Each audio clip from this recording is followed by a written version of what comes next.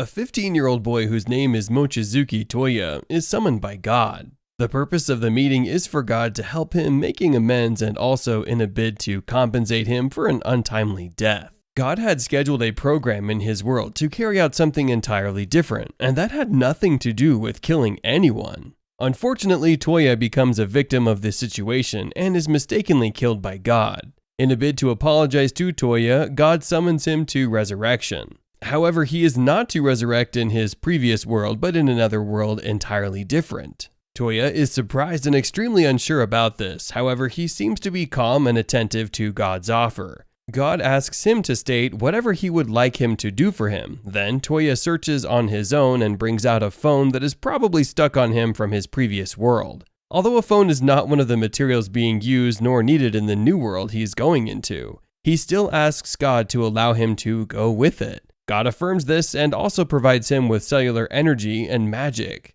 as he will be operating in a magical world. On hearing this, Toya is thrilled and his eyes seem like he wants to solely explore the magical world. Just before the meeting is dismissed, he asks God if he'll be allowed to communicate with those in his past world via the phone. God then responds that there is apparently nothing like such. The meeting is then dismissed as God causes Toya to fall into a deep sleep. Toya wakes up to behold another world entirely, not sure of the step to take or where to head. His phone rings immediately, indicating the caller as God. God congratulates him on his new life and also wishes him the best of luck, after which the phone call is dismissed. Toya is in deep thought as to what to do next when a cloth merchant who is on a journey stops his colt immediately to approach Toya.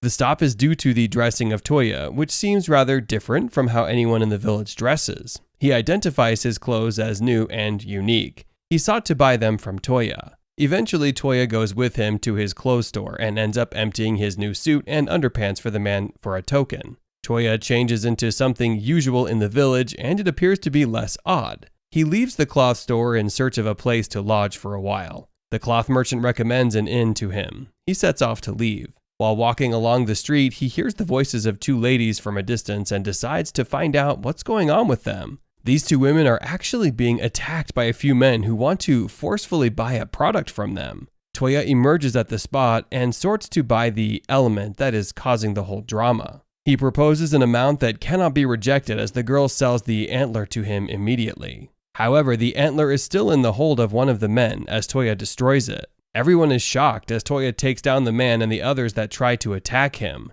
He then explains that he bought the antler to save the two ladies and also insists on paying them since he had destroyed it already. They are more grateful to him for saving their lives. They introduce themselves to each other. The two girls are named LZ Silueska and Lindsay Silueska, respectively. They are twins, and Lindsay happens to be the younger twin. They talk of heading to the Silver Moon Inn. Luckily, this is the same way that Toya is headed. They leave together. Toya lodges at the inn alongside the two ladies. They meet together after they are settled to discuss certain things. Toya points out to them that he needs a job and will not mind joining them if they have any. They explain how their job works to him, after which everyone retires to bed. Toya goes through his phone at night to read some headlines and get social information until he sleeps. The next day they are awake as they arrive at the place where they check out missions that are high paying. Toya is unable to read as he is unable to pick out any missions. LZ finds out and decides to read it for him.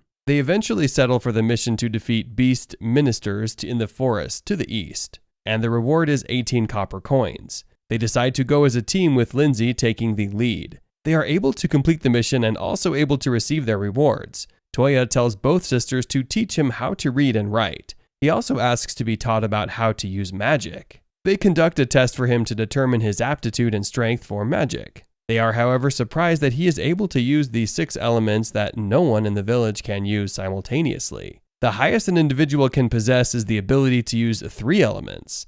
Toya's situation is very different and rare. They all return to the inn as they discuss their victory and other things. A lady who works at the inn brings another lady with her to approach Toya and his friends. She introduces herself as and sorts for help in creating a recipe that ladies will love. She needs it to be added to the menu. Toya helps out with his as he makes ice cream, sorting Elsie's help with the ice. Loves the recipe and thanks them repeatedly. Toya, Elsie, and Lindsay are now teammates as they work together for rewards and coin points. They are on another mission to deliver a letter to the royal capital. They are in another village different from theirs as they have been on a journey for a few days. They decide to settle in an inn for a while. They are on a street in the village as they catch sight of a scene where a large chunk of people are gathered. They move close to see what's wrong, and they witness a lady being attacked by a few men. Toya recognizes her as a samurai. In the long run, she runs out of energy while fighting off the men as she becomes really hungry.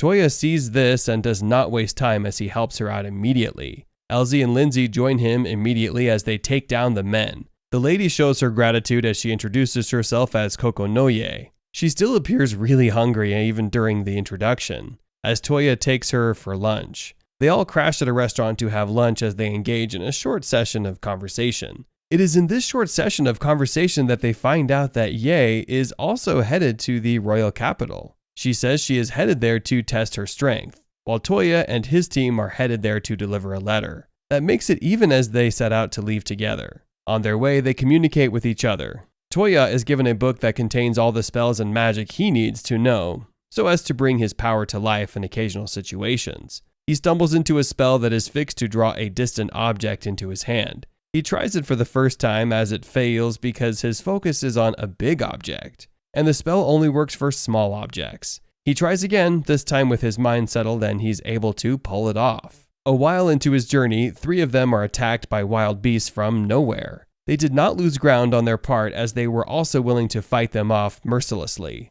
They are able to defeat a large number of wild beasts. The evil propeller for the whole event summons more beasts. While he tries to summon the scale-bound warrior, the lizard man Toya is informed. Toya immediately casts a spell on him, causing him to fall and causing his summoning to fail. Suddenly, a girl calls for help from a short distance. They all rush to the place. Upon getting there, they see her weeping profusely, holding a man who is severely injured and also bleeding intensely. The bleeding was caused by an arrow that was shot into his heart. Toya is sad and willing to save the man. He, however, says that even if he heals the man with magic, the arrow will still be in his chest. He then thinks of something immediately. He creates an object that helps him pull out the arrow from the man's chest and then heals him immediately. They are all extremely happy as they show gratitude for what Toya has done. The girl introduces herself as Sushi Onya Ortlinde. The man that Toya healed happened to be her bodyguard. She is a niece to the king as her father is the duke of the land they are in.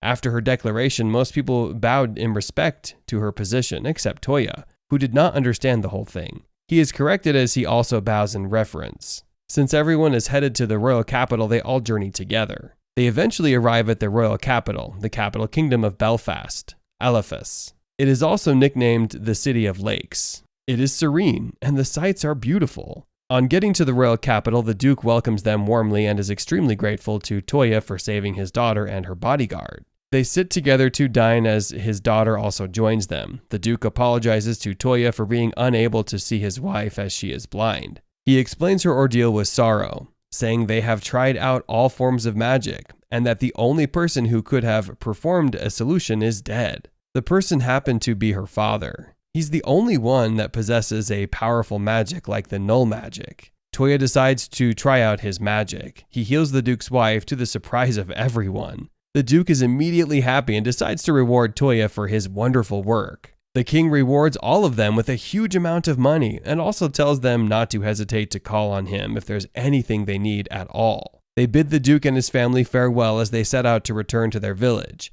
Ye says she will go with them as she is welcome to join them. They go back to the previous village they were in before heading to the royal capital. They are treading the street of the village as their attention is suddenly drawn to a girl. The girl is at one corner of the street as she seems confused and devastated as she does not know what road to take or who to talk to. Toya goes to her and asks her what's wrong, and she bursts into uncontrollable tears, telling him she has been separated from her companion. Toya listens to her ordeal with others joining him. She cries with no plan to stop, as she says that they had agreed to meet up at a place until she lost her way. Toya helps her as the person she had lost tracks or finds her immediately. The girl is happy to see her sister. It is only at this point that she tells Toya her name. She says her name is Arma. They return to Reflet village after this incident. In the village, Toya is at the inn as he provides some equipment for 2 men who seem bored at the cafe. He names the game box Shogi. The game box did make them happy but also caused a fight between them. Toya does not pay attention to this. He sought to know where his friends were as they came in just in time, drenched by the rain. They offload several packages of snacks and allocate each to its owners. Toya is asked to deliver one to the Duke against his own will. He, however, sets out with the package and his game box. The Duke's daughter enjoys the snacks and shows this in the best possible troublesome way that she can. She jumps in different directions and disturbs the peace of the meeting. Toya introduces his game box to the king as they play together.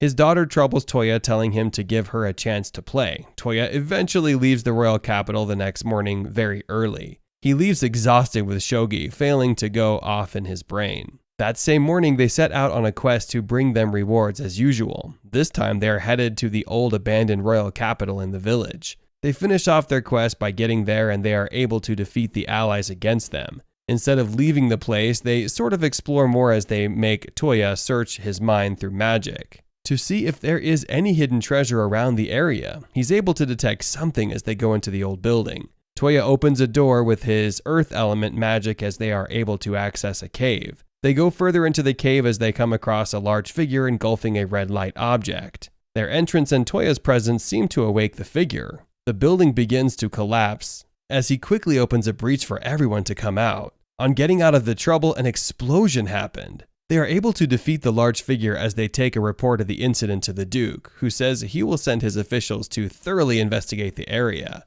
They return to their abode. Toya visits the royal capital once more, and then this time he is needed urgently, and it is coincidental that he is available. The Duke's brother, the king, had been poisoned. As the Duke takes Toya with him, he explains that his brother, the king, has been poisoned, and he is most likely to be poisoned by nobles who oppose trade with the kingdom of Mizmidi. He states that it is a newly established kingdom whose king is a beast man. His brother has been considering an alliance with the kingdom of Mizmidi. If he passes away, the throne will be passed to his eldest daughter, Princess Yumina. This was probably orchestrated by an individual who was trying to attain political power by getting married to the princess. On getting to the palace, the chief of the palace welcomes them and says that the individual who poisoned the king has been apprehended and that she will be beheaded. The Duke shuts up, saying it will be decided by the king. He muttered a few disrespectful words at the Duke. This infuriates Toya, who casts a spell on him, causing him to fall off the stairs. They proceed to the king's room as they are said to see the king in the state.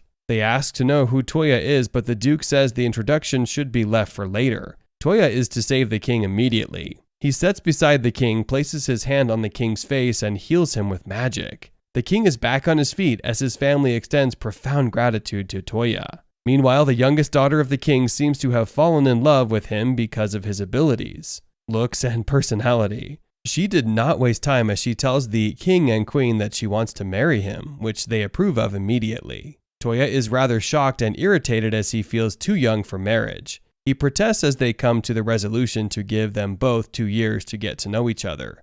Toya decides to look into the poisoning case of the king as he asks to be taken to the room where the incident happened. He is able to discover and look into things with his magic. He asks one of the palace officials to summon everyone that was present, as at the time the king collapsed. Everyone is summoned, including the chief they had met earlier while entering the palace and the accused lady. He then empties some wine into a cup, from the bottle the accused lady had served into a cup, telling one of the palace officials to drink it. He confirms that it is poison-free, as he gives it to the man. The man drinks it without a doubt as nothing happens thereafter. Chief Balsa is then asked to also drink, this time from the king's cup. He hesitates as he is forced to drink it. It is later deduced that he was the culprit as he had poisoned the king's cup. The wine is not poisoned. He is punished for his actions as everyone leaves him to his fate. After Toya arrives home, God calls him to congratulate him on his engagement. He sees nothing that he should be happy about, and he ignores the congratulatory message.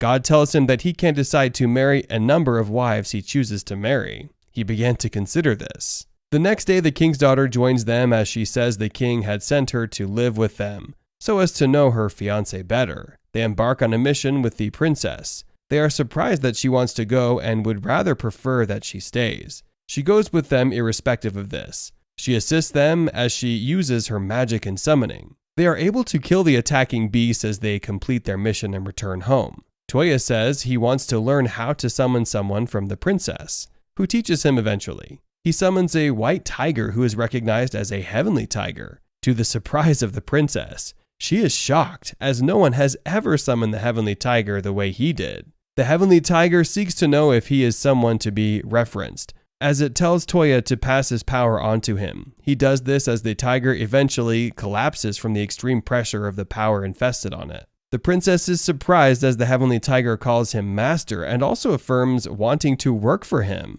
To make things easier, it transforms into a small, adorable tiger which makes it look like a cat. The ladies carry it from one place to another, squeezing it and adoring it because it looks really cute. It complains about the stress, but Toya does not pay attention as the little tiger adapts to the situation. Did you enjoy this recap? If you did, kindly like this video and subscribe to our channel so we can bring you the recap of the next episodes. Until next time, do take care and stay safe.